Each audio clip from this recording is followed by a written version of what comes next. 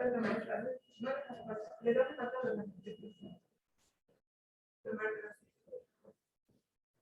sí, me enteré que le arrancaron a mi paciente su prótesis.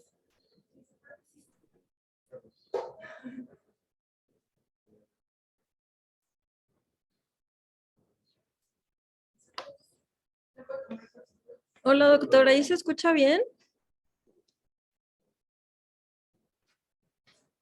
Hola, hola.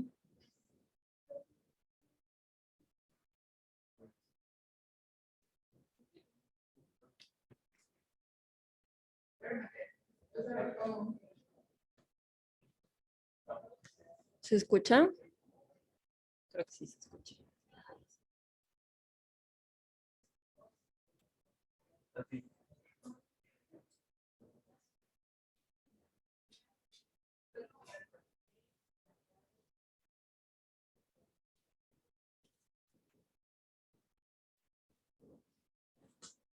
¿Ya lista, amiga? Sí, me dio pena y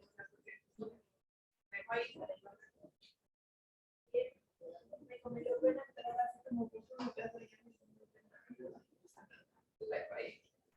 ¿Qué tienes novio, amiga? Esa felicidad. Es de mi papá. Intercambio. No,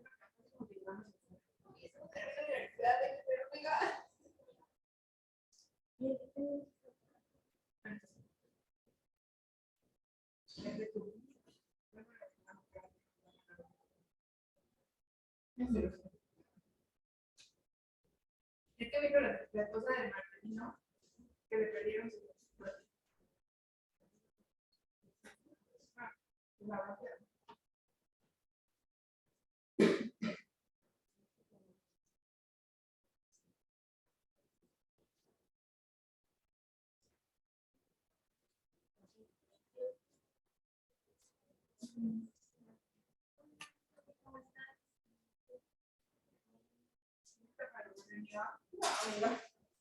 sí, pero vamos a ver, ya que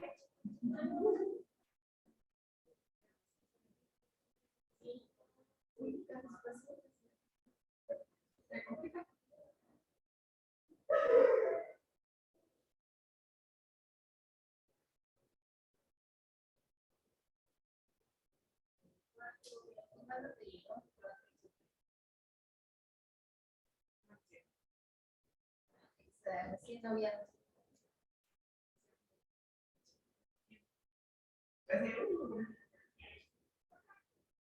¿Sabes cuánto enferma?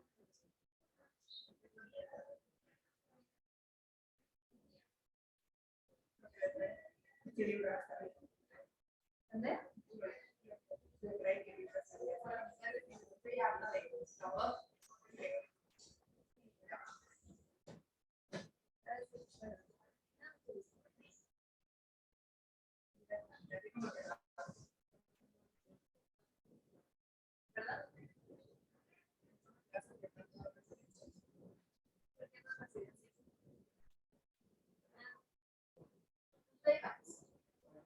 La mano es que no coincidimos en día. Sale yo está muy bien. ¿Esa vez bien? No, esa vez se lee, pero él es como si fuera nuestra guardia alta. Yo te veo. Lo que pasa es que como yo sí me regreso a mi casa y él vive por ahí de PES, tiene guardia en sábado, no regresa. Pero siempre nos hemos visto, nada más que a veces como mucho trabajo, bien, no extraño mucho. Oye, amiga, ese coqueteito que te traes entre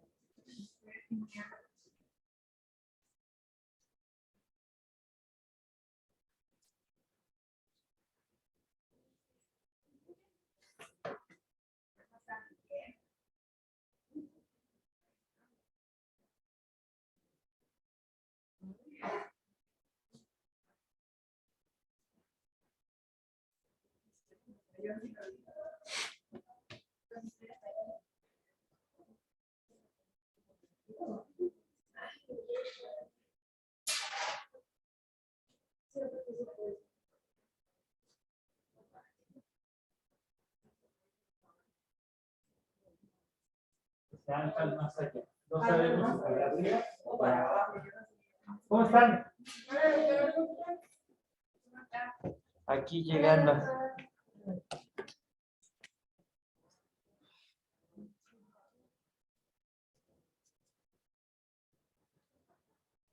Están 11 de sus alumnos conectados.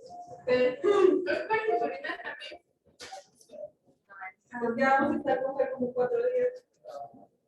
Hoy terminamos tratamiento oral. Vamos a ver lo más que podamos avanzar. Es que ayer como que todos nos friqueamos, ¿no? De Ah, lo ¿qué del hacemos? paciente, pero ¿Seguimos o nos paramos o qué? Ya. Pero como se fueron muchos, me dijeron, no, mejor le paramos. Tenemos que ahorita no se le ocurre a nadie morirse. ¿Tienen muchos graves? Uno ya, solo queda uno. Tenemos uno que está ahí. después de ayer, ¿Quién? Irma también está ahí. Irma. Ah, bueno, ¿Qué tal? ¿Bien, bien ustedes? Irma es maestra. Oigan, ¿quién le toca rotar este mesa en el doctor de aquí? ¿No saben? ¿Por qué no se ha presentado? No, este mes no va a haber nadie. Ah, ok. Entonces, ¿este mes no va a haber nadie? Este es el único mes en que nadie va para allá. Ah, ya. Es que son 8 rotaciones y se acomodaron de tal manera que intentaran que siempre quedaran 4 puntitos. Ah, ya. Pero este mes se juntaron con las vacaciones de algunos, que pico, entonces todos están 2 semanas de esto y una cosa rara. Por eso es que creo que este mes no va nadie para allá. Ah, ok. Sí, nada más tenía la duda porque como no llegó, no sabía. Sí, igual el mes pasado porque no hubo nadie en metro y en gastro. Este mes creo que no hay nadie en endocrino y en alguna otra. Pero los demás meses sí ya son continuos. Perfecto. Sí.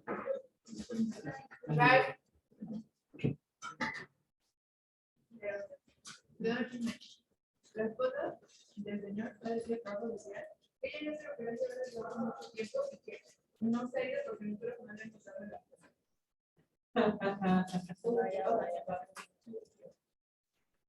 Todavía no lo supera. No, es que pues, ¿Pero no sabe Luis Miguel? así pagué. Eso me suena de Luis Miguel. Dile que si se lo lleva hoy, no sé, y después de la novela que nos contó de que era una mujer golpeada y todo. Sí, por eso no se lo quería llevar, ya pedí. Ya empecé. No, man. ya. Entonces empezamos, ¿no? Chismecito. Ok. Nada más para confirmar, ¿se escucha bien en el Zoom? Sí, sí se escucha. escucha Sí, bien. doctora, escucha bien. Excelente. Muy bien, entonces vamos a empezar. Hoy vamos a terminar de ver todos los fármacos que se utilizan para el tratamiento oral de la diabetes. Entonces, bueno, ayer nos quedamos en las meglitinidas, que pues recuerden que tienen un mecanismo de acción similar al de las sulfonilureas, aunque son medicamentos que tienen pues una estructura química distinta. Igual ejercen su efecto sobre los canales de potasio sensibles a voltaje, permiten que se despolarice la célula, ingrese calcio a la célula y se pueda liberar la insulina, ¿no? Es decir, son medicamentos secretagogos igual que las sulfonilureas. Entonces, son medicamentos de acción rápida y, bueno, es importante administrarlos junto con los alimentos porque estos tienen sobre todo efectividad en la reducción de la glucosa postprandial. Y, bueno, en términos de eficacia, de los 2 fármacos de este grupo, que son repaglinida y nataglinida, el más eficaz en términos de hemoglobina glucosilada es la repaglinida. Entonces, si se van a utilizar estos fármacos, pues hay que preferir repaglinida porque tiene un mayor efecto en el control glucémico. La repaglinida se puede utilizar como monoterapia inicial. Esto cuando hay intolerancia o contraindicación para el uso de metformina o sulfonilureas. Este medicamento tiene un metabolismo fundamentalmente hepático y el 10% del fármaco se elimina por vía renal y se puede usar de manera segura con tasas de filtración glomerular inferiores a 30. a diferencia de la natelinida, que tiene, tiene una mayor excreción renal y por lo tanto pues hay que evitarlo cuando tenemos tasas de filtración glomerular disminuidas, ¿no? Abajo de 30. Y también hay que evitarlas en pacientes con enfermedad hepática activa. La repaglinida se puede usar cuando tenemos una hemoglobina glucosilada inferior a 8, con tasas de inferiores a 40, a una dosis de 0.5 miligramos antes de cada comida. Y cuando la hemoglobina glucosilada es superior a 8, podemos iniciar con una dosis un poquito más alta de 1 o 2 miligramos antes de cada comida. La dosis máxima diaria es de 4 miligramos antes de cada alimento. Y la natelinida se puede iniciar con 60 miligramos antes de cada alimento y el ajuste se debe hacer en 4 semanas. Y la dosis máxima es de 120 miligramos antes de cada comida. Bueno, entonces, con respecto a las tiazolidinedionas, estos... Bueno, de aquí, ¿sí? repaglinida es la única que estaba en el mercado mexicano y que ha sobrevivido. Pueden todavía encontrarla. La realidad es que es un fármaco que ya no se utiliza mucho. El objetivo y la estrategia que utilizó el laboratorio fue que cuando acordarán un estudio con acarbosa que disminuía la glucosa postprandial, podría disminuir el riesgo cardiovascular. Repaglinida iba en ese mercado buscando corregir los postprandios como uno de esos objetivos. Sin embargo, pues ahora con todas las terapias que tenemos, ya han sido desplazadas y si se dan cuenta ya ni siquiera se citan en muchas guías o algoritmos. Realmente son fármacos que ya pasaron a la historia y que tienen, repaglinida es efectivo y es una opción buena con menor riesgo de hipoglucemia, pero ya no se utiliza. Okay. Bueno, entonces el siguiente grupo son las tiazolidinedionas. Estos son fármacos que aumentan la sensibilidad a la insulina y actúan sobre tejido adiposo, tejido muscular y en menor medida en el hígado, donde disminuyen la gluconeogénesis y la glucogenólisis. Entonces, vean, a nivel de tejido adiposo, aumentan el uptake, ¿cómo se dice? La captación de glucosa en el tejido adiposo, aumentan también la captación de ácidos grasos, la lipogénesis y la oxidación de glucosa. En el músculo esquelético también aumentan la captación de glucosa, la glucólisis, la oxidación de glucosa y la glucogénesis. Y en el hígado disminuyen la gluconogénesis, ¿no? Que es lo más importante, y aumentan la lipogénesis también. De estos hay 3, los importantes son pioglitazona y rosiglitazona. Entonces, bueno, estos fármacos actúan en el receptor PPAR gamma, sobre todo, y pioglitazona tiene cierta acción sobre los receptores PPAR alfa también. Y estos receptores pues están involucrados en la transcripción de genes que están, que catabolizan las vías de la glucosa y de los lípidos.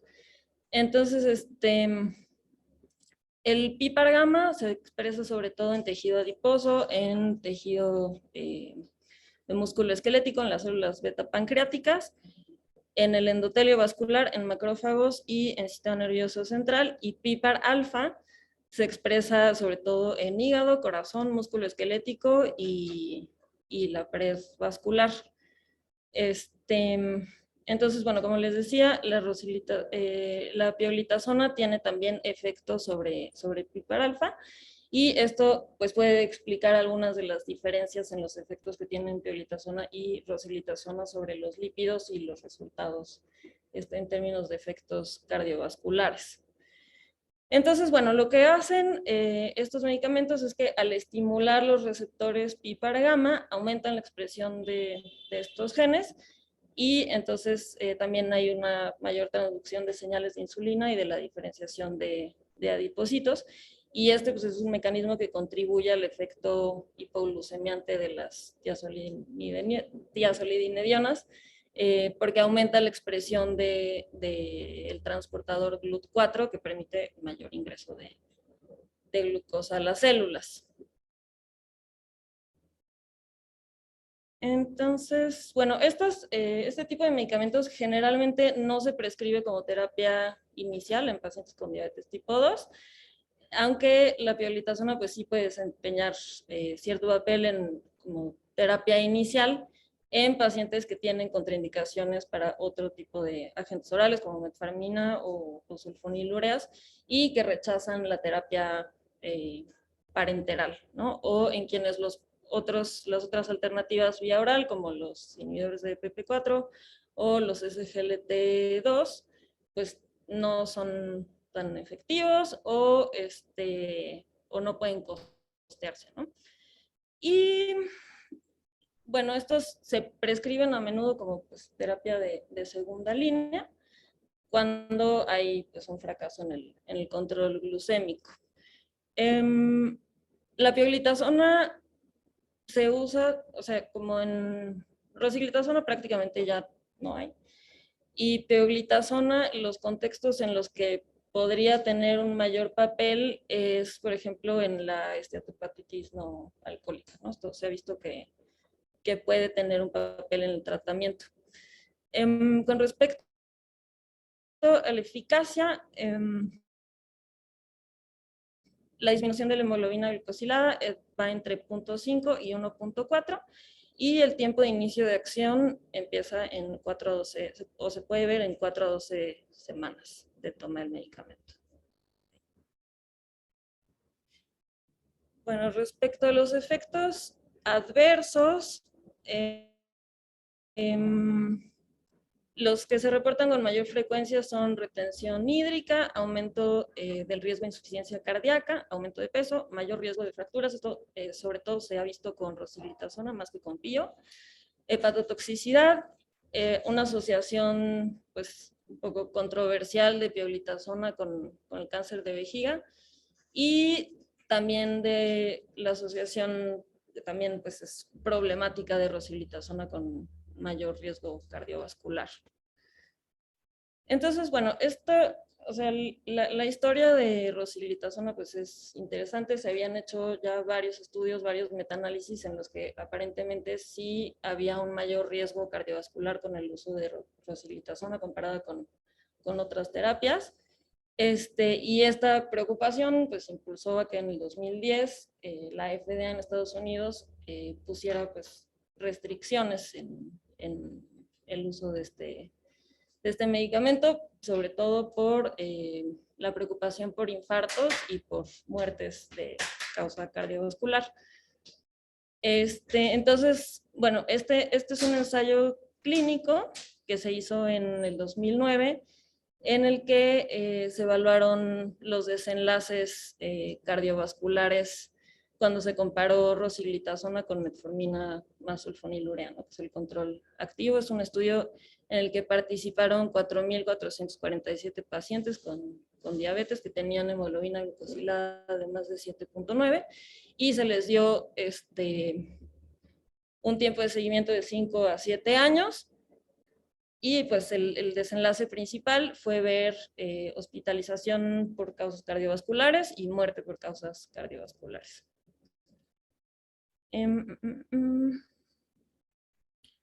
Entonces, bueno, aquí vean que el hazard ratio de muerte cardiovascular, pues no hay una diferencia realmente entre rosiglitazona y el grupo de control activo, está en 0.84. Igual que en infarto, está en 1.14, pero pues vean los intervalos de confianza, y lo mismo con EBC. Aunque sí se vio una diferencia pues, estadísticamente significativa entre el control activo y la rosiglitazona en falla cardíaca, ¿no? El hazard ratio está en 2.1. ¿Cómo lo leen eso?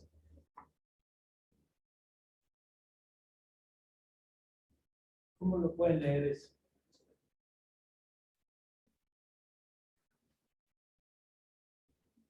Son gráficos de incidencia acumulada, en donde se muestra el porcentaje de muertes por asociadas a una causa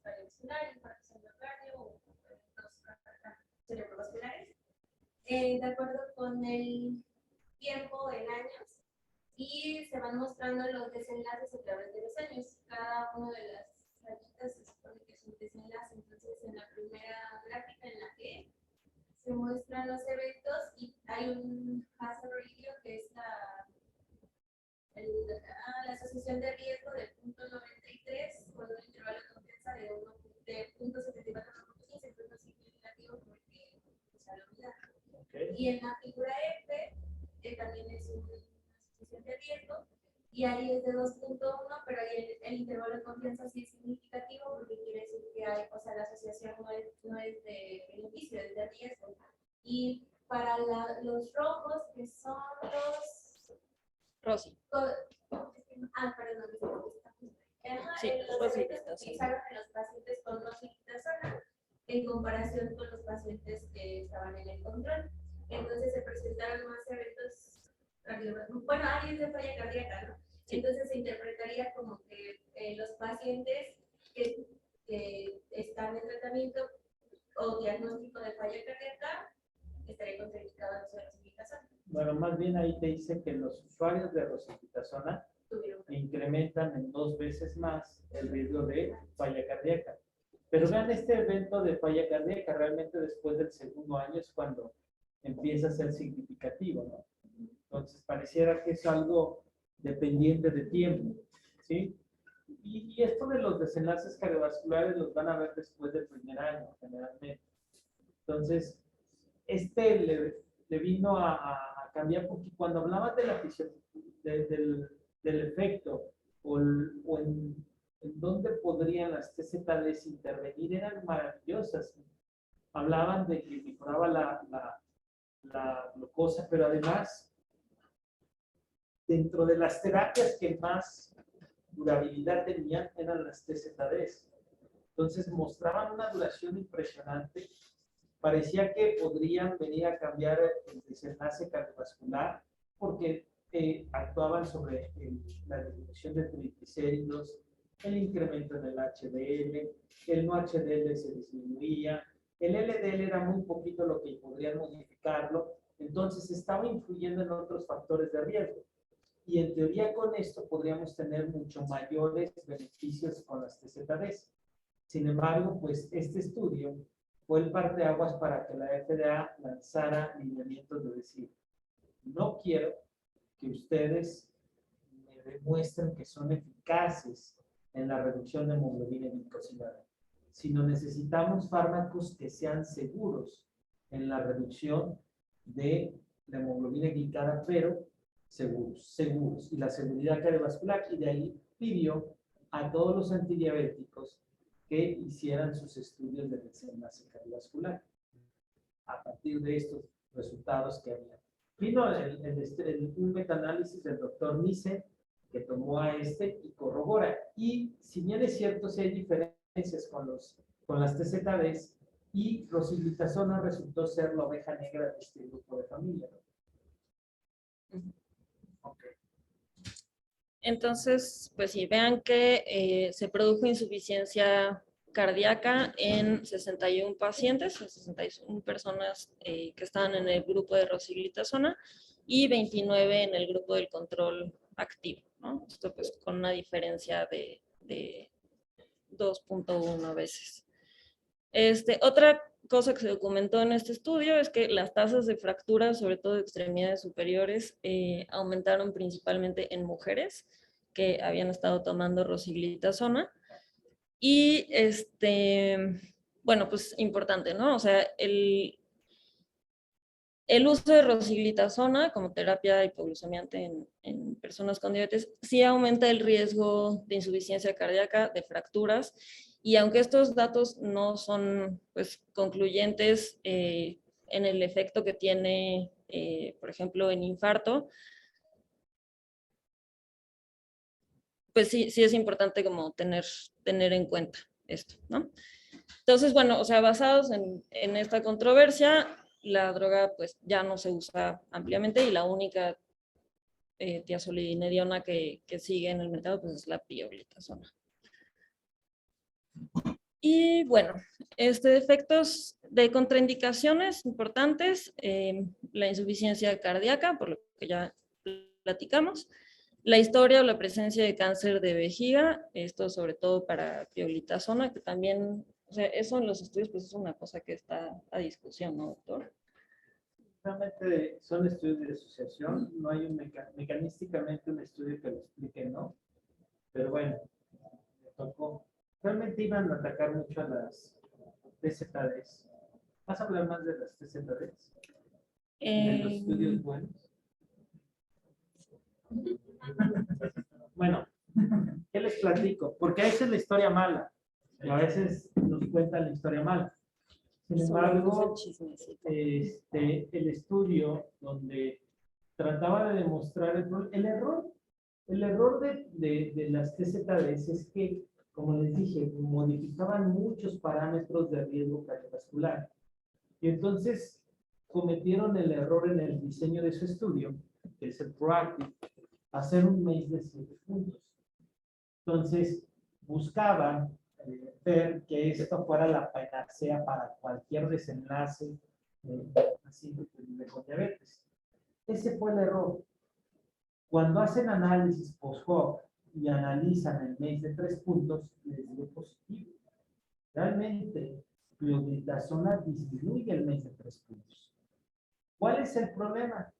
Pues que su objetivo primario se hizo con el MACE de 3 puntos, de 7 puntos, y entonces no les dio positivo y van para afuera. De ahí, estratégicamente, los fármacos que ahora conocemos dijeron, no, pues no hay que irnos al MACE de 7 puntos, vamos a hacerlo en el MACE de 3 puntos. Y curiosamente todos empezaron a dar positivo. Pero fueron precisamente pioglitazona el primero. Son fármacos buenos y que tienen un papel muy importante en el proceso de la aterosclerosis. De hecho, si se dan cuenta, están en la segunda línea de tratamiento cuando hay enfermedad cardiovascular aterosclerosa en las vías del ADA. Efectivamente se ha visto este proceso de modificación del proceso de aterosclerosis, donde precisamente el colesterol no HDL es un jugador muy importante. No hay que satanizarlas. Creo que es importante que ustedes aprendan a ver cuáles son las limitaciones. ¿Dónde no usarlas? Pues evidentemente en un paciente que tiene falla cardíaca. ¿Dónde no usarlas en una persona que tiene osteoporosis? Y si es mujer principalmente, porque en análisis por sexo, por grupos, en las mujeres donde se incrementaba más el riesgo de osteoporosis o de fracturas, y eran de huesos largos. Entonces, serían los escenarios. ¿Dónde sí utilizarla? Por ejemplo, si el paciente tiene hígado graso, es una opción muy buena en este escenario. Si el paciente tiene un proceso de accidente cerebrovascular, es una opción de tratamiento para este escenario. ¿Sí? Entonces, ese sería el mensaje que quiero dejarles. ¿En dónde sí utilizar las TZDs? ¿Sí? Obviamente requieren una evaluación muy buena de estos escenarios. Volvemos a lo mismo. El error ha sido que mucho de la industria ha satanizado a esta clase terapéutica, incluso a las sulfonilureas, ya lo vimos. No todas las sulfonilureas son iguales, incluso como lo dicen a manera grotesca, si quieren. Hasta en los perros hay razas, ¿no? Así pasa con las sulfonilureas. No podemos hablar de que todas son iguales porque el mecanismo de acción de estas cambia. Y obviamente la selectividad puede generar estas diferencias que vemos y los desenlaces clínicos. Ya les expliqué por qué la industria farmacéutica decidió no ir contra el glicacida, por ejemplo. Si lo escogieron bien a sus competidores. Y esto se decide en Advisory Board con la industria para poder definir escenarios que favorezcan fármacos. Entonces, nada más hay que conocer un poquito la historia para saber qué fue lo que pasó. Y de ahí se origina el MACE de 3 puntos. Pero, insisto, lean el estudio ProActive y es un estudio que demuestra ser bueno en el MACE de 3 puntos.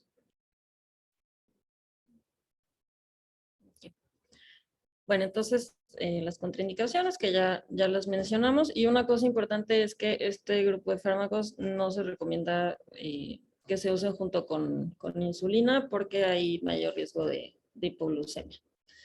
Y también es importante no usarlas cuando hay edema macular, ¿no? Porque se ha visto una asociación con la progresión del edema macular. Bueno, entonces la dosis máxima diaria de rosiglitazona es de 8, hay que incrementarla gradualmente, se puede empezar con 4 miligramos, y de pioglitazona se inicia con una dosis de 15 miligramos al día, y si después de un par de semanas, 4 semanas, hay un control glucémico, o más bien no hay un control glucémico adecuado, se puede añadir una siguiente dosis de 15 miligramos y así hasta llegar hasta la dosis tope de 45 miligramos diarios. Y otra cosa, parece ser que la dosis, los efectos adversos son dosis dependientes. Entonces, si queremos minimizar esto, incluso de falla cardíaca, por ejemplo, con dosis pequeñas, también 15 miligramos podría ser un escenario, ¿sí? Obviamente las dosis que se hicieron, si ustedes ven en el diseño del estudio, empezaban con 15 miligramos, después titulaban a 30 y llegaban hasta 45. Entonces esas son dosis bastante altas, como lo vimos en el estudio STOP, que fue por ejemplo con la carbosa, que realmente, o sea, las dosis que utilizan cuando salimos a prescribir, no utilizamos esas dosis que se hicieron en los estudios, eran 300 miligramos. O sea, creo que esta situación de dejar dosis bajas pudiera ser una opción para minimizar los efectos adversos de las que se padecen. Sí, justo, o sea, dos de los efectos secundarios que son muy sensibles a la dosis son el peso y el edema, ¿no? La retención de líquidos. Entonces, eso es importante tenerlo en cuenta. Y ya un poquito estas diferencias son en la selectividad de los PIPA que tienen tanto ROSI como pioglitazona, ¿no? Y bueno, eso con respecto a las tiazolidinedionas. El siguiente grupo que vamos a ver son los inhibidores de la alfa-glucosidasa. Que bueno, como su nombre lo dice, inhiben a esta enzima que se encarga de hidrolizar los polisacáridos que se encuentran en el borde del cepillo del enterocito, en el intestino delgado, y pues de esta manera permanecen en la luz y no se absorben, ¿vale? Entonces, en este grupo de fármacos está la carbosa y el militol. Estos no se consideran como terapia de inicio, pero bueno, pueden ser adecuados en pacientes que tienen dietas muy altas en carbohidratos y que tienen glucemias postprandiales altas también. La disminución de hemoglobina glucosilada va del 0.4 al 0.9%. La vida media es de 2 horas. Es importante administrarlos con el primer bocado de cada alimento. Y los efectos adversos, que estos sí son muy frecuentes, son las flatulencias, que está hasta el 79% de los pacientes que lo usan, y la diarrea, ¿no? Que son causas importantes de descontinuación de la terapia. Y las dosis justo tampoco son tan elevadas, ¿no? Son 100 miligramos con cada alimento. O sea, el estudio se uno. hizo con 300 miligramos al día, pero les digo, realmente, pues llegar a esa dosis para que te lo tolere el paciente está bien cañón. Hay dos medicamentos que les recomiendo que prescriban en su medicina privada cuando ya no quieren que regrese el paciente. Porque los hay, ¿eh? O sea, dicen, no, o sea, ¿cómo? Ya ves cuando te dicen, me lo refirió alguien que me cae re mal, y es cuando te quieren dar en la torre. Entonces, uno de ellos es, por ejemplo, el Lorlistat, ¿no? El Lorlistat, para que ese paciente, ya ese médico, ¿qué onda, no? Y el otro es la carbosa. Si quieren hacer una travesura con el paciente, es eso. La verdad es que a lo que voy es que nosotros tomamos la decisión de sacar la carbosa de las opciones de tratamiento, porque en realidad la dieta del mexicano sí es muy rica en carbohidratos. Y en teoría le funcionaría muy bien este medicamento, que es un inhibidor de la carbosa, ¿no? En este caso, bueno, de la anhidrasa carbónica. Entonces, ¿Perdón? Del alfa. De la glucosidasa, perdón, ahorita.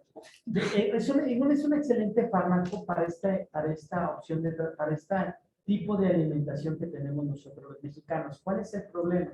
La tolerancia. No la tolera mucho el mexicano.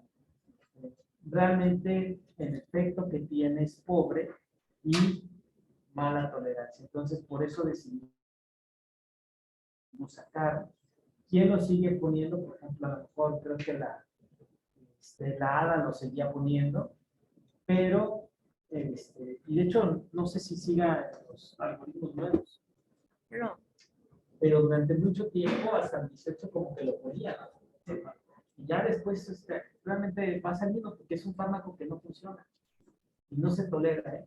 Pero son esas dos opciones cuando quieren que el paciente le va a dar un medicamento, ya saque cita en 2 meses para ver cómo va. Ya voy.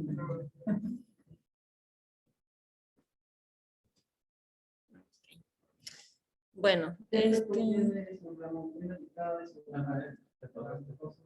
punto 4.9%. Sí, o sea, en realidad tienen una eficacia baja. Entonces, pues eso, o sea, eficacia baja más efectos secundarios importantes, no lo convierte en un buen fármaco. Bueno, con respecto a los inhibidores de SGLT2, los que tenemos son canaglifosina, dapaglifosina, empaglifosina y ertuglifosina. Estos fármacos pues han mostrado un beneficio pues, relevante en pacientes con comorbilidades cardiorrenales. Sin embargo, también son medicamentos que tienen pues una modesta acción sobre la reducción de la hemoglobina glucosilada, además de que son costosos y pues que como son fármacos nuevos, todavía no tenemos demasiados datos de seguridad a largo plazo sobre los efectos de la glucosuria prolongada. O sea, ¿cómo dijiste que no se tienen que? Datos sobre los, o sea, a largo plazo sobre los efectos de la glucosuria prolongada. Esa era una pregunta frecuente cuando salió esta clase terapéutica. Pero para contestar esa incógnita se utilizaba el modelo de la glucosuria familiar. La glucosuria familiar puede haber de diferentes presentaciones, ¿no? Y la glucosuria familiar se demostró que no tenían mayor riesgo ni de infecciones urinarias, ni tampoco mayor riesgo de enfermedad renal terminal, sino simplemente era una mutación que estaba en el cotransportador de sodio glucosa y que hacía que el paciente tuviera esa glucosuria. Entonces, dependiendo de la glucosuria que se tenía, podríamos hablar si era un heterocigoto hasta con un heterocigoto combinado, y con esto se establecía eso. Pero ahora, bueno, esa era lo que en su momento se manejaba, y ahora sabemos que realmente no pasa nada. Pero sí hay una mayor frecuencia de infecciones urinarias, por ejemplo. Ese es un tema que se quedaba mucho, sin embargo no, infecciones urinarias no. Infecciones genitales sí. Okay. Genitales sí. Entonces, eso sí es un punto, las genitales, pero urinarias no. Ok. Vale. Bueno, entonces, este es el mecanismo de acción de los inhibidores de SGLT2. El SGLT, pues, se expresa en el túbulo proximal y reabsorbe aproximadamente el 90% de la glucosa que pasa por el túbulo, este nivel. Y por lo tanto, pues estos promueven la excreción renal de glucosa y por lo tanto, pues reducen moderadamente los niveles elevados de glucosa en sangre. Entonces, bueno, el fármaco pues los inhibe y, o sea, sí es importante decir que este efecto es dependiente de la concentración de glucosa en sangre. ¿vale? Y que además pues no depende de insulina, ¿no? A diferencia de otros medicamentos que son insulinos sensibilizadores. Bueno, la disminución, como les decía, de hemoglobina glucosilada es modesta, está entre el 0.4 y el 1.1. Una cosa que sí es pues, importante y buena de estos medicamentos es que no se asocian con hipoglucemia grave y que además tienen un efecto probado sobre el peso, ¿no? Se puede ver una disminución en torno a 2-3 kilos en usuarios de estos fármacos y esto que no depende de la insulina. Con respecto a la seguridad cardiovascular y renal, bueno, se ha visto que empaglifosina, canaglifosina disminuyen la mortalidad cardiovascular en pacientes que ya tienen enfermedad cardiovascular establecida, aunque pues esto parece ser un efecto de clase, no solo con estos dos fármacos en particular. También se ha visto que disminuyen el riesgo de hospitalización por insuficiencia cardíaca y que EMPA, CANA y DAPA disminuyen la progresión de la nefropatía, ¿no? La dapaglifosina y la ertuglifosina están contraindicados con tasas de filtración menores a 45 y EMPA y CANA están contraindicados si la tasa de filtración menor es menor a 30. Entonces, para el caso de EMPA y CANA tienen 30. Ajá. Para el caso de DAPA, en México tiene arriba de 25. Okay. Sí, ese es un cambio que se le hace como 2 o 3 semanas. Ok. Respecto a eso, de lo de DAPA que trataron de autorizar a partir del 25 de tasa, ¿se están llevando estudios para, bueno, hay algunos estudios que estoy corriendo ahorita para tasa de resultados mejor a eso? No, solamente con énfasis. Con énfasis que incluye a población de más de 20 de tasa de filtración. El estudio que incluyó a más de 25 es el DAPA-CKD y ese fue presentado el año pasado en el europeo. Entonces, fue el resultado que se dio. De hecho, el DAPA-CKD ya se había presentado, no recuerdo, pero Lo revisamos, ¿no? sí, ¿verdad? Okay. Entonces,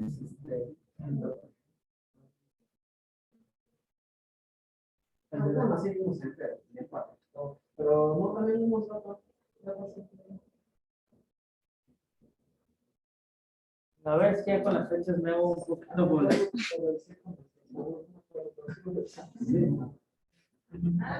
Pues con los consentidos, ¿no? Con mis fans. Dijera la difunta Mariana, con mis fans. Entonces, bueno, se hizo con más de 25 y el estudio de EMPA se está haciendo con más de 20, ¿no? Pero de cualquier manera tienen un límite, o sea, el principal mecanismo como antidiabéticos, que no hay que perder de vista que todos los medicamentos como fueron concebidos y tratados como antidiabéticos. Y tienen un límite porque su efecto es a través de favorecer la expresión de glucosa a través de la orina. Entonces, evidentemente, con pacientes que no tienen uresis, que tienen una uresis muy reducida, son fármacos que no te van a funcionar como antidiabéticos. O van a tener otras utilidades de las que ya se habrán visto. Y habrá que estudiar su seguridad y su eficacia en esos contextos. Pero como antidiabéticos deben de tener un límite, no porque estén mucho más allá de 15, 20. Allá en esta lista de números, yo veo poca problemas. Sí, realmente, de hecho, está muy interesante. De menos de 45, el efecto que vas a tener de reducción de hemoglobina glicada es de 0.3. O sea, si somos estrictos para que un fármaco tenga la aprobación de un antidiabético, requiere una reducción de 0.4. Si quieren ser sometidos con esa capacidad de reducción, no se nos da como antidiabético. Entonces, es nada lo que pueden reducir debajo de 45. ¿Cuál es el punto aquí? Precisamente estos efectos pleiotrópicos que se han encontrado a nivel del corazón, a nivel del riñón, podría decir que también a nivel del tejido adiposo. O sea, hay otros mecanismos que pueden ayudar a que puedan ser una opción de tratamiento. pero como dice Luis, realmente el problema con el que tenemos aquí en México es que les diría que más de la mitad están de nuestros pacientes muy descontrolados, muy descontrolados, y requieren terapias que tengan esa capacidad de reducción de hemoglobina glicada. Ahorita se está poniendo muy en moda que sin importar la hemoglobina glicada demos esta terapia. Creo yo que debemos de hacer un traje a la medida. Y estas son una opción más dentro de muchas otras. Si vemos especialidades, cardiología va a querer matar a las TZDs y a las sulfonilureas. O sea, no. Sin embargo, son opciones que debemos de saber utilizar en algún momento. Y ojalá todos nuestros pacientes pudieran pagar la combinación de un GLP-1 con un SGLT2. Será lo ideal. La verdad es que son excelentes combinaciones. Pero en la vida real, una combinación así no te va a salir en menos de 5,000 o 6,000 pesos. Entonces son muy caras.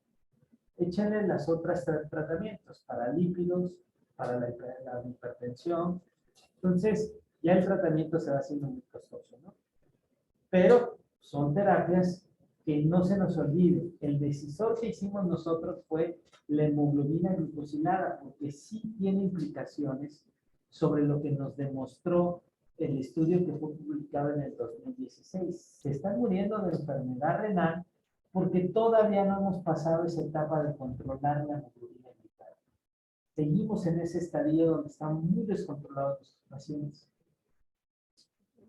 ¿Y aquí qué inhibidores de SGLT2 tenemos, doctor? Tenemos dapaglifosina, que fue el primero que salió, después fue canaglifosina y el último fue empaglifosina.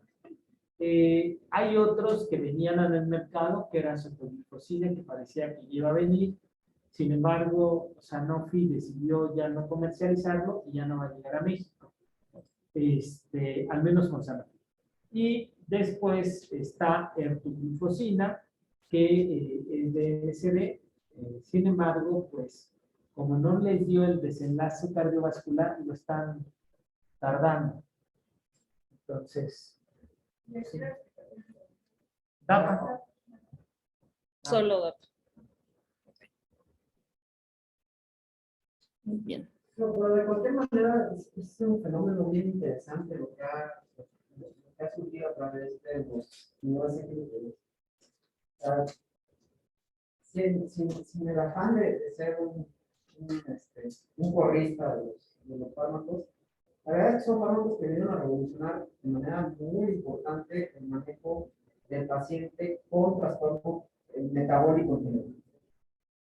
Diabetes, problemas cardiovasculares, cierto grado de incapacidad.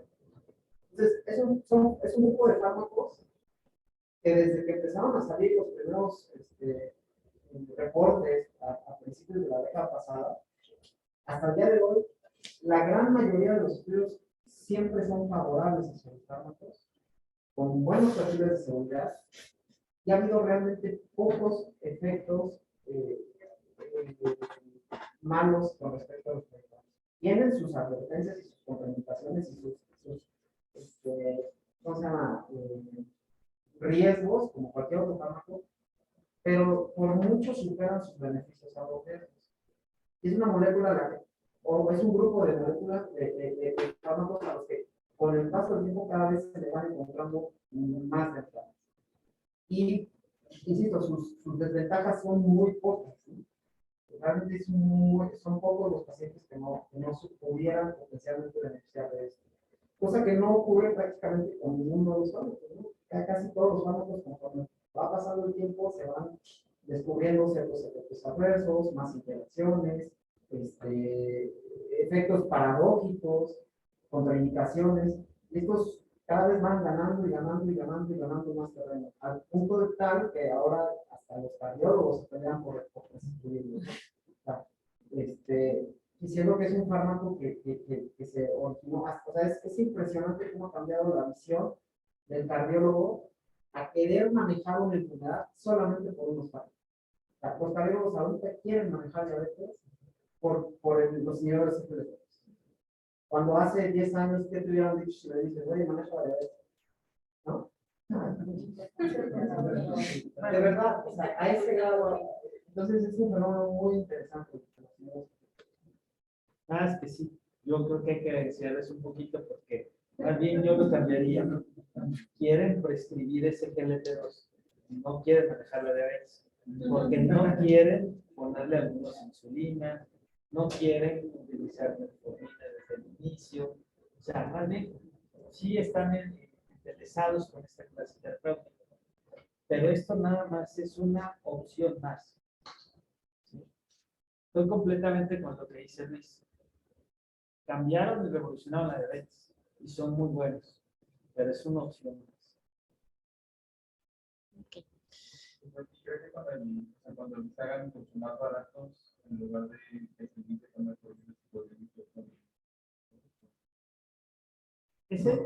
La pregunta yo te diría, ¿por qué? ¿Por qué piensas así?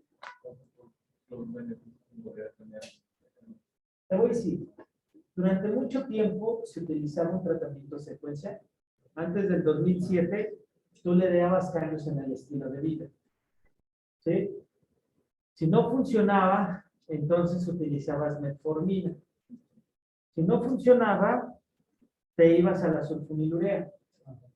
En el 2017 se mostró el estudio Discover. Y el estudio Discover demostró que a los 7 años el médico mexicano intensifica de la monoterapia a la terapia combinada. O sea, tenemos una inercia clínica muy mala. Si nosotros vemos el criterio de 8 para una terapia combinada, te podría decir que el 90% tiene que entrar con una terapia combinada.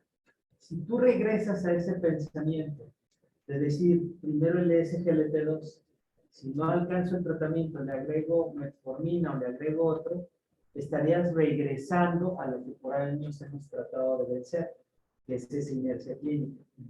Entonces, en México, los pacientes que viven con diabetes prácticamente están hechos para una terapia combinada por el grado de descontrol. Para que te des una idea, en el 2012, el promedio de hemoglobina glicada que tenían los pacientes mexicanos era de 10.3%. Entonces, ni siquiera era para un tratamiento oral, era para aplicar insulina. Entonces, también estamos con las tasas más bajas de insulinización. Por eso creo que es muy importante hacer un traje a la medida y hacer combinaciones las que quieras, pero no decir este es el primero. Yo así creo, esa parte es algo que me ha aventado en muchas discusiones con los cardiólogos. Bueno, y con respecto a los desenlaces cardiovasculares entre los fármacos de este grupo, pues se ha visto que empagliflozina es de los que tienen mejor papel, ¿no? en términos de desenlaces cardiovasculares.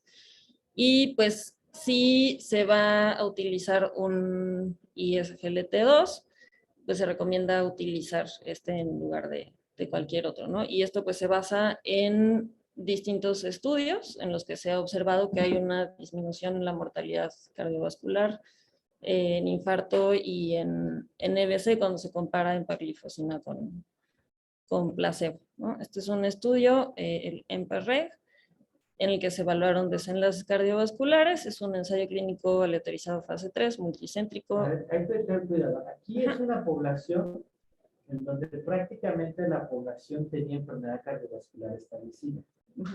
Mi pregunta es, ¿por qué ahora ponen a empagliflozina con una opción de tratamiento para disminuir la mortalidad cardiovascular si no tiene un estudio en población con factores de riesgo cardiovascular?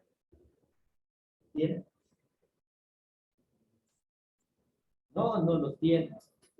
Entonces, cuando vean aquí, tienen que ser muy cuidadosos.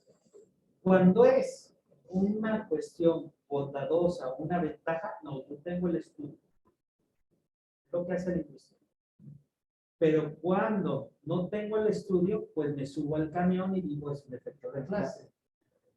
Entonces, hay que ser cuidadosos. Porque EMPA no tiene estudios de población de riesgo con múltiples factores de riesgo cardiovascular. Y si quisiéramos hacerlo en el escenario del estudio en perro, en donde había pacientes con falla cardíaca, pacientes que no tenían diabetes incluso, porque había pacientes con prediabetes, o pacientes que tenían, no tenían diabetes, vamos a hablarlo, y quieren evaluar, si se dan cuenta, el outcome de mortalidad cardiovascular no les dio. No les dio. A ver, ¿por qué no se suponía que reproducía el riesgo de muerte? Y eso es bien importante, lo que deben de entender en los estudios de desenlace. ¿Por qué? Porque la probabilidad de que ustedes mueran de un infarto a la probabilidad que Luis y yo moramos de un infarto por pura edad es mayor entre nosotros dos. Pero si además le pongo un paciente, me comparo con un paciente que tiene diabetes, ¿quién va a tener más riesgo de un infarto? ¿Ustedes o el paciente con diabetes? Pero si ahora lo pongo con 10 años de evolución, ¿quién va a tener más riesgo? Pero si lo tengo ahora con un infarto, ¿quién va a tener más riesgo de muerte? Y si ya tuvo 2 infartos, ¿quién va a tener más riesgo de muerte? ¿El que tuvo 1 o el que tuvo 2? Eso es bien importante en la interpretación de los datos. ¿Sí? Esto fue en población que ya tenía enfermedad cardiovascular establecida. Y es ahí donde obviamente fue contundente en la disminución del riesgo. A diferencia de otros estudios en donde ya le metes múltiples factores de riesgo, se puede ver diluido este efecto. Sí es importante, ¿no? Entonces, y está para el estudio de los factores de Es gana y es data. Gana lo tiene, 35% de la población que incluyó en el estudio Canvas tenía múltiples factores de riesgo. Nada más que hay un punto ahí con el de cama, hay un hallazgo que está, no se puede explicar muy bien, que encontró una disminución del riesgo de PVC o de enfermedad vascular cerebral de tipo hemorrágico, que no se puede explicar del todo bien por qué. Y eso suma para disminuir el riesgo cardiovascular. Entonces, hay que tener en cuenta eso. Okay. Y otra cosa, en el estudio EMPA vamos a hablar de lo bueno, lo malo y lo feo, ¿no? Lo malo de este estudio es que si ustedes ven el intervalo de confianza en el EBC, en la enfermedad vascular cerebral, por poquito le piden un estudio para decir, quiero que me des la plausibilidad de que no te produce mayor riesgo de EBC. Entonces, normalmente los lineamientos son que se alcanza a 1.3 el intervalo de confianza. FDA te obliga a hacer el estudio de desenlace cardiovascular para ese outcome. Y ellos estuvieron muy cerca. No recuerdo si fue 1.27 o 1.28. Pero le pusieron ahí la alerta. Con el y con Cana hubo otra situación. Con Cana, cuando hicieron el sometimiento de los estudios fase 3, en los primeros 30 días vieron que había este incremento de eventos vasculares cerebrales. La FDA los obligó a abrir inicialmente el estudio para ver este impacto. Y mucho iba también en el riesgo de que incrementaba el colesterol LDL, que es uno de los efectos que pudieran tener los SGLT2. Por eso les digo, hay que ver lo bueno, lo malo y lo feo. Sí están buenos, pero también probablemente para la enfermedad aterosclerosa de tipo cerebral no es la mejor opción.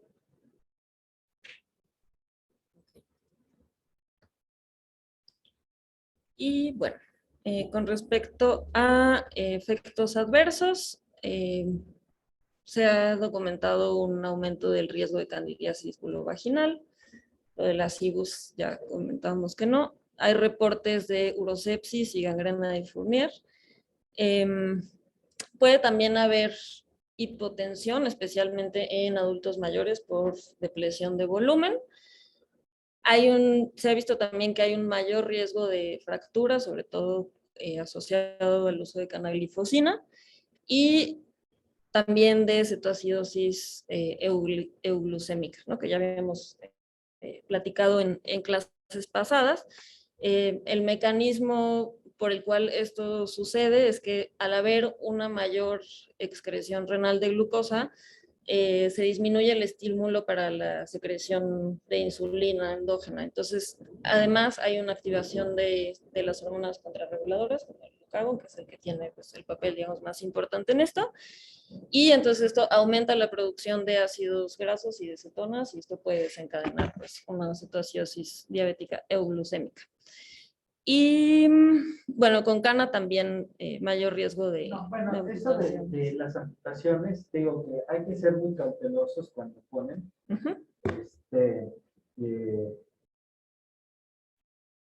Les digo que cuando uno ve el número de amputaciones que hubo en EMPA versus el número de amputaciones que hubo en Canvas, el mismo número, igualitos, igualitos. Obviamente, vuelvo a decir, imagínense un escenario en donde te toca jugar fútbol en un equipo donde en el otro equipo están todos empatados. Obviamente les vas a poner una friega, ¿no? En otro donde a lo mejor nada más tienen sobrepeso, pero no tienen el antecedente de infarto. Ese es el punto. Realmente ya hicieron el estudio, presentaron el credence y el post-warning que le habían puesto, ya se lo quitaron. Porque efectivamente, bueno, no hay una plausibilidad, ¿sí? Entonces, no tiene mayor riesgo cana, pero que son medicamentos para los tres que pueden ser seguros en ese sentido. Quizá sería más para las infecciones genitales, no para las urinarias, como habíamos dicho. Sí hay una diferencia en la depresión de volumen para cana. Cana, al ser el más potente y es el menos selectivo, puede generar mayor riesgo de tensión. Hay un estudio, un subanálisis del estudio de Claire en mayores de 65 años y al menos con DAPA no hubo mayor riesgo de esto. Entonces, es seguro. Y el riesgo de fracturas se dio precisamente con canaglifosina. Esto fue derivado de, en los estudios fase 3, cuando fueron sometidos canaglifosina, encontraron que había un mayor riesgo de fracturas. Y igual huesos largos, lo que encontraron, pareciera que el hecho de ser inhibidor de SGLT1 tiene implicaciones precisamente dentro del metabolismo del calcio y de la PTH. Y esto pudiera explicar esas diferencias. Recordemos que la selectividad que se tiene con dapaglifosina, digamos, comparado con empaglifosina, que es el más selectivo, y que gracias a esa selectividad compromete la eficacia. Y con el caso de cana, al ser el menos selectivo de los tres, es mucho más potente en la reducción de hemoglobina glucada, pero tiene más temas de seguridad. Eso es muy importante. ¿Sí? Al inicio, el primer advisory board que a mí me tocó participar con esto, había muchos temas de miedo. Esto fue como por el 2012, fue allá, nos llevaron a Cristo, y fue una situación en donde el SGLT1 que se expresa a nivel central, pues había temor de qué implicaciones pudiera haber. Y por eso les digo que a veces la selectividad pudiera ser una cuestión de seguridad. Entonces, y que explica estas diferencias en la enfermedad vascular cerebral. Todavía hay mucho por conocer, pero estoy de acuerdo con lo que dice Luis. Cada vez que sale un estudio parece ser favorable. Yo los invito a que busquen lo malo. Siempre los estudios, porque también de eso se puede aprender mucho.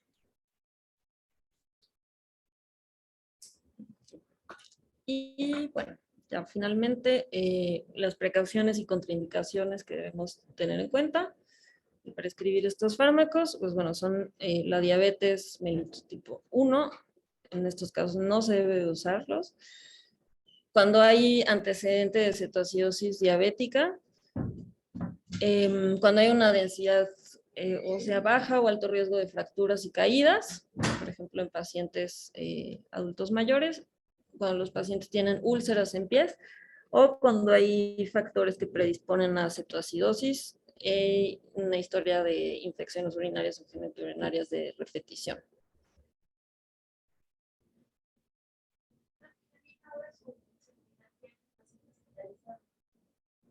Ok. Recientemente salió un estudio, bueno, ya empiezan a salir más, ¿no? Nosotros habíamos sacado, cuando empezó esto, con un posicionamiento de la sociedad en donde contraindicábamos el uso de los inhibidores de CGLT2 en el hospital. La realidad es que no estoy del todo convencido todavía de que puedan ser utilizados como ya lo hay con DPP4 o con GLP1 o incluso con metformina. Escenarios en donde pudieran utilizar dentro del paciente hospitalizado. ¿Qué hay con los ISGLT2? Salió por ahí uno en CARD-19 con DAPA, salió también el estudio en pacientes con descompensación con falla cardíaca con EMPA, entonces en pacientes hospitalizados. La realidad es que yo creo que hay que ser un poquito todavía cautelosos, necesitamos un estudio en escenarios diferentes, porque obviamente a veces generalizamos, es decir, paciente hospitalizado, en el caso del estudio de CARD-19, eran pacientes con COVID. Entonces, no sé si sea lo mismo en el paciente que recibe esteroides, que en el paciente que se va a someter a una cirugía, el paciente que ven ustedes por una neumonía. Creo que hay que individualizar esos conceptos. Entonces, hay que ser todavía un poquito investigadores en ese punto, ¿no? Que aparte ese estudio fue cambiado, porque su concepción inicial era como coadyuvante en el tratamiento del COVID, y después lo sacaron como un estudio de seguridad del paciente hospitalizado. Pero en realidad, el diseño original de ese estudio era formar parte de una estrategia de tratamiento contra COVID.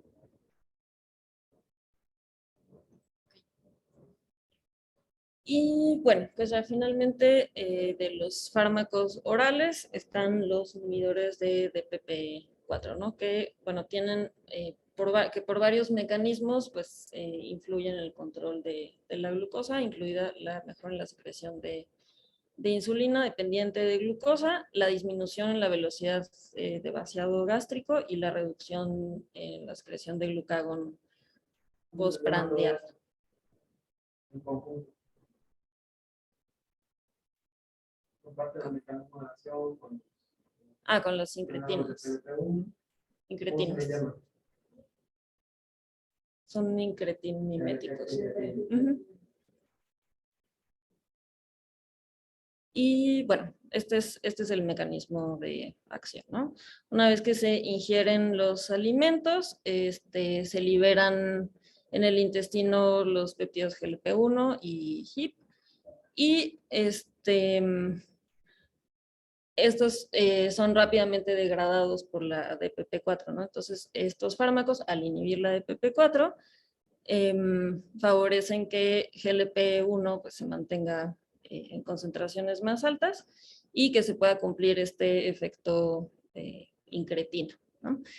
Con el consecuente aumento en la secreción de insulina, la disminución en la secreción de glucagón y en el hígado con la disminución de la producción hepática de glucosa y con la disminución de las concentraciones sanguíneas de glucosa.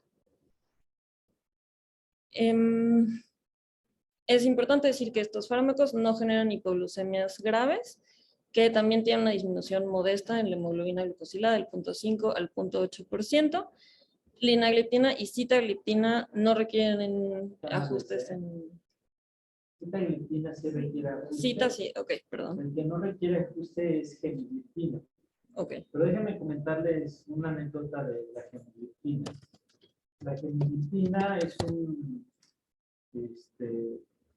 fármaco coreano que hizo su surgimiento aquí en México por el 2016, me parece, y que después inicialmente iba a ser por LG quien lo iba a comercializar.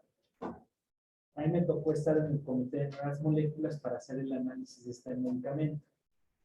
Curiosamente, cuando les pedimos que nos mostraran sus estudios fase 3, porque tenían muchas inconsistencias, y después cuando les pedimos para ver el control de calidad del fármaco, no lo tenía, que supuestamente se les quemó la fábrica y no. Se lo rechazamos 3 veces y les pedimos un estudio que se hiciera aquí en México. Obviamente la UNAM iba a ser quien iba a hacer esto y lo hicieron. Yo, la verdad, es un fármaco que no me da mucha confianza hablando de genocitina. Tuvo muchos issues en sus estudios. Uno de los que criticaba era como terapia de adición a metformina, en donde no dicen la dosis que debería de tener y cuánto tiempo antes de hacer la actualización tenían que estar con esa dosis fija. Entonces, son muchos temas. Eso para genocitina. Y la realidad es que lo mejor es que no se vayan con esta estrategia de que no requiere ajuste de dosis linagliptina. ¿Por qué? Porque esa es una estrategia 100% comercial. Lo que hemos hecho nosotros y hemos tratado de hacer es que si nosotros hacemos análisis farmacoeconómicos, podemos ver que si al médico le enseñamos a hacer un ajuste de la dosis, es mucho mejor para el país. Ejemplo, linagliptina es de los DPP4 el más caro para venta gobierno, ¿sí? Bajo el argumento de que como no requiere ajuste de dosis, con eso es como un diferenciador. Pero si yo veo a sitagliptina que puedo ajustar cuando está la tasa de filtración abajo de 50 y si utilizo la europea abajo de 45, pues obviamente me va a salir más económica, ¿no? Estamos hablando que andan sobre los 200 y tantos pesos. Si hago el ajuste me va a salir como en 130 pesos, es mucho mejor. Creo que son estrategias que debemos de utilizar. Y si utilizamos la dosis de menos de 30, pues obviamente me va a costar el 25% de lo que me estaría costando el linagliptina, que son dosis que se puede utilizar. En el caso de linagliptina, eso que te quieren vender como el sueño americano, los americanos, la FDA es el que va a cuidar que todos los fármacos estén bien, no, es lo más corrupto que hay en la vida. Entonces, linagliptina en realidad fue el primer inhibidor de RP4 que salió al mercado. Pero por ser europeo, y pues obviamente le pusieron muchas trabas. Y entonces permitieron que saliera al mercado con sitagliptina, que es un fármaco de una farmacéutica americana. Lo mismo pasó con los ISGLT2. El primero que se salió en el mercado fue la dapagliflozina, pero como era una empresa de Reino Unido, pues le dieron prioridad a que saliera canagliflozina, que Janssen, que es una empresa americana. Entonces, esto lo han repetido toda la vida. Es eso de que la globalización y que les damos soporte. Madres, eso es falso. Es falso. Entonces, creo yo que tenemos que sí enseñar a trabajar el ajuste de la dosis con todos los inhibidores de BPP4 y esto será una estrategia bastante buena. Y es lo que hemos tratado de impulsar, por ejemplo, en el Seguro Social, como una estrategia de educación para todo el Seguro Social. Y bueno, el efecto sobre el peso es neutro y los efectos adversos más importantes son cefalea, nasofaringitis, pancreatitis, también pues controvertido, artralgias, mialgias y angioedema. Y bueno, con respecto al tema de la seguridad cardiovascular, también tiene un efecto neutro sobre las cuestiones cardiovasculares, aunque sí se ha visto que algogliptina y saxagliptina aumentan el riesgo de hospitalización por insuficiencia cardíaca. Bueno, eso fue para saxa, ¿eh? No para algogliptina, que ya después se hizo el análisis, igual le quitaron la alerta, y incluso cuando hacen el análisis post-hoc, cuando es en mujeres, pareciera que puede llegar a tener este efecto protector de algogliptina. Pero bueno, finalmente les puedo decir que no, es nada más para saxa. Nuevamente buscaban, para no invadir el mercado, al ser una empresa japonesa, buscaban frenar su ingreso al mercado de los Estados Unidos. Okay. Y bueno, finalmente las dosis y el ajuste de dosis que se recomienda dependiendo de la función. La más fácil es linagliptina. Si cae por debajo de 50, ya nada más haces un ajuste y ya. Funciona bastante bien. Ha sido evaluado en pacientes con hemodiálisis y ha resultado ser una excelente opción de tratamiento. Sitagliptina también tiene en pacientes con hemodiálisis. Alogliptina no, alogliptina tiene hasta 30 de tasa de filtración, aunque ahí diga que menos de 50 requiere eso. Su máximo estudio para aprobación es hasta 30, y en el caso de alogliptina sí tiene, pero no tiene tan buenos estudios. Ahí sí les diría que en menos de 30 yo no utilizaría alogliptina. Yo me iría con los que tienen más estudios, que sería sitagliptina y mitagliptina. Bueno, y listo, doctor, por hoy eso, y mañana terminamos con tratamiento parenteral. No sé si hay alguna pregunta de esto. E insulinas. Aquí tenemos Cita, Lina, Bilda y Alba. Los 4. Si me preguntan cuál me gusta más, el que tiene más estudios de todos, si hacen una búsqueda, es sitagliptina. Es el que tiene más evidencia. Ahora, en el caso de Lina, te dicen, es el único que no requiere de ajuste de dosis en vía renal. Pero, ¿qué pasa en los pacientes que tienen enfermedad hepática? Que también los vemos. Tienen un estudio a 12 semanas en donde dicen, no, no les pasa nada. No, pues a 12 semanas, pues está bien chido, ¿no? O sea, tendríamos que ver a largo plazo los estudios de seguridad, que esa es una de las características. Si lo que pretenden ver seguridad, lo tienen que hacer a largo plazo. Y está estadificado por la FDA que debe de ser a más de 2 años para hacer uno bueno de desenlaces de seguridad. En este caso, para enfermedad hepática, sí requeriríamos un poquito más. A 12, pues sí, no pasa nada. ¿Pero qué pasa a largo si se metaboliza únicamente por vía hepática? Y en cambio, sitagliptina sí tiene los estudios en esos escenarios clínicos. ¿Sí? Que sería uno de los diferenciadores.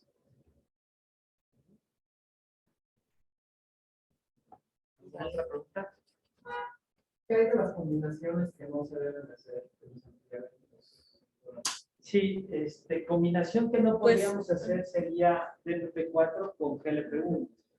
Y eso es importante porque en realidad no tiene una razón de ser hacer una inhibición para tratar de mantener las concentraciones de GLP1 cuando ya estoy dando GLP1 a dosis suprafisiológicas. Eso es importante. Ahí ya no tendríamos que utilizar. ¿Sí? Realmente hay otra combinación con insulina con una TZD que aunque no se recomienda porque per se la insulina puede generar una retención, algunos escenarios sí los hemos llegado a utilizar. Yo tengo una paciente que me resultó intolerante a metformina y la tenía casi como con 200 unidades de insulina al día.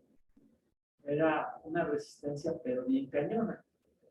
Cañona, la verdad. Entonces, no podíamos controlarlas y en ese inter tuvimos que utilizar la combinación con la TZD, que es un buen sensibilizador. Finalmente, la paciente se sometió a cirugía bariátrica, bajó de peso y bajamos los requerimientos de insulina. Ahorita debe de andar como por 70 unidades, pero ya es muy diferente, ¿no?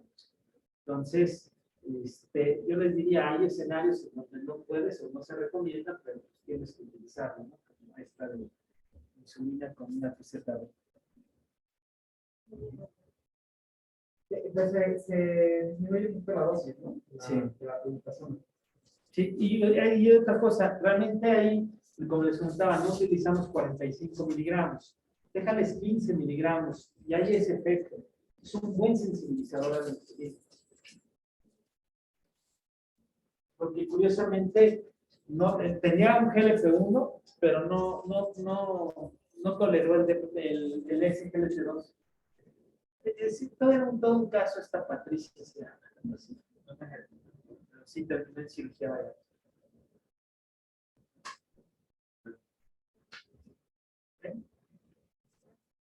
Perfecto.